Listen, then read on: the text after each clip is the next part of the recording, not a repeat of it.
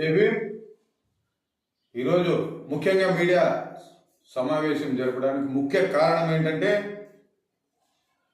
గతంలో ఒక 20 రోజులు నెల రోజుల క్రితం ఆర్ఎంపీ డాక్టర్ చెన్నవీర్ వల్ల ఒక వ్యక్తి మృతి చెందడం రాయదుర్గం నియోజకవర్గంలో ప్రతి ఒక్కరికి తెలిసిన విషయమే.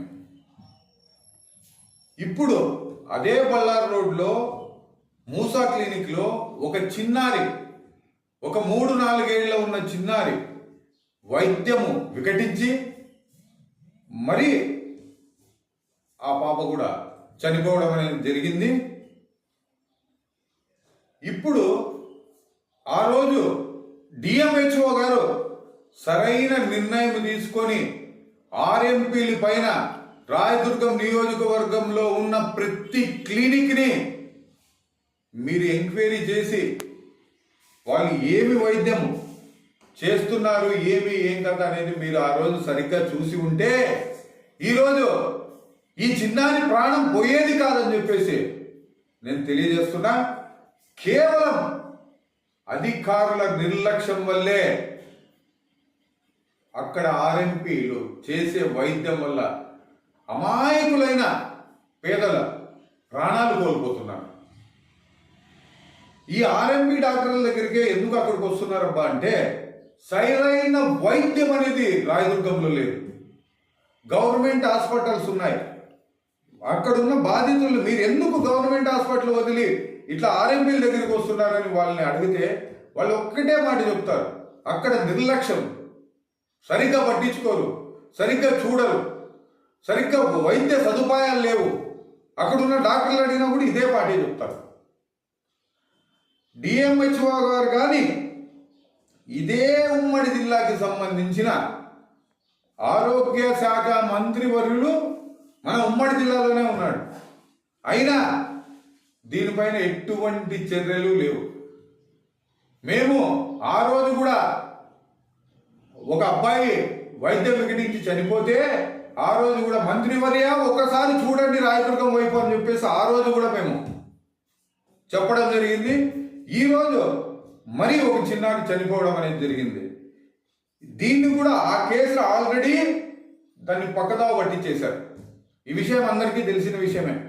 కాకపోతే ఆ రోజు అక్కడున్న బాధిత కుటుంబాన్ని మీరు అంతో ఇంతో డబ్బిచ్చి వాళ్ళని లొంగ తీసుకొని కేసు మాఫీ దిశగా మీ ప్రయత్నాలు అయితే సాగించారు. కాకపోతే బహుజన్ సమాజ్ పార్టీ మిమ్మల్ని వదిలిపెట్టదు అని చెప్పేసి తెలియజేస్తున్నా. అదే అబ్బాయి చనిపోవడం పైన, అదే చెన్నవీరు పైన మేము కోర్టులో కేసు ఫైల్ చేయడం జరిగింది బహుజన్ సమాజ్ పార్టీ తరఫున. ఇక్కడ కూడా మీరు ఆల్రెడీ చర్చలు జరుగుతూ ఉన్నాయి, చర్చలు జరిగినాయి. ఈ కుటుంబానికి కూడా తులమో పొలమో ఇచ్చేసి కేసులు మాఫీ చేసుకోవాలని చెప్పేసి ప్రయత్నాలు చేస్తున్నారనేది కూడా నాకు తెలిసిన విషయమే. మీరు ఇలా మీరు చేసే పని మీరు చేయండి, నేను చేసే పని నేను చేస్తా. మీరు డబ్బు ఉందని చెప్పేసి డబ్బు ఇచ్చి ప్రాణాలను కొనే పరిస్థితి ఈరోజు రాయదుర్గంలో జరుగుతోంది. మీరు డబ్బులు ఉన్నాయి, ఎవరినైనా వైద్యం రాని వైద్యం చేసి చంపల్లని చూసినా, వాళ్ళు చనిపోయినా బహుజన్ సమాజ్ పార్టీ మిమ్మల్ని వదిలిపెట్టదు. ఖచ్చితంగా కోర్టును ఆశ్రయిస్తాం. అధికారులు పనిచేయకపోతే కోర్టును ఖచ్చితంగా ఆశ్రయిస్తాం. కోర్టు ద్వారా ఎంక్వైరీని వేయిస్తాం. కోర్టు ద్వారా ఎంక్వైరీ జరిగి బాధితులకి న్యాయం జరిగేలా చూస్తాం.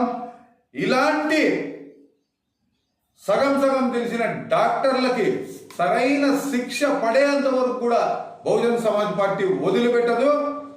ఇప్పుడు అక్కడున్న అధికార పార్టీ నాయకులు అయితేనేంటి, మరి ఇతరులు అయితేనేంటి, వైద్యాన్ని సరిగ్గా అందుబాటులోకి రాయదుర్గంలో తీసుకొని వస్తే ఈ పరిస్థితి ఉండదని చెప్పేసి నేను తెలియజేస్తున్నా. మంత్రివర్యులకి, కూటమి ప్రభుత్వానికి ఒకటే చెప్తున్నా, రాయదుర్గంలో సరైన వైద్యం లేదు. ఆ వైద్యాన్ని మీరు కల్పిస్తే ఇలాంటి చావులు ఉండవు, ఇలాంటి ఆర్ఎంపీల దగ్గరికి పోరు. డిఎంహెచ్ఓ గారికి పదే చెప్తున్నా, రాత్రి 2 సార్లు కాల్ చేశాం మేము. మీరు లిఫ్ట్ చేయలే. సరే బిజీగా ఉంటారు, మీరు జిల్లా అధికారి కాబట్టి బిజీగా ఉండొచ్చు. కాకపోతే మెసేజ్ కూడా పెట్టాం, మేడం మేము సో ఈ విధంగా జరిగింది అని మెసేజ్ పెడితే కూడా ఆ మెసేజ్ కూడా ఇంతవరకు రిప్లై లేదు. అంటే మేము ఏమనుకోవాలా అంటే మీకు అక్కడ జరిగిండేది ఏంటి ఏం కదా అని చెప్పేసి కనుక్కొనే తీరిక కూడా లేదు. ఆర్ఎంపీలు ఇచ్చే తైలానికి వీళ్ళు అడాక్ట్ అయి అక్కడున్న పేద ప్రజలకు తీరని అన్యాయం చేస్తున్నారని చెప్పేసి తెలియజేస్తున్నాం. మీరు ఇదే విధంగా చేస్తే ఖచ్చితంగా డిఎంహెచ్ఓ ఆఫీస్ ముందు భారీ స్థాయిలో ధర్నా చేపడతామని చెప్పేసి తెలియజేస్తూ జై భీమ్, జై భారత్.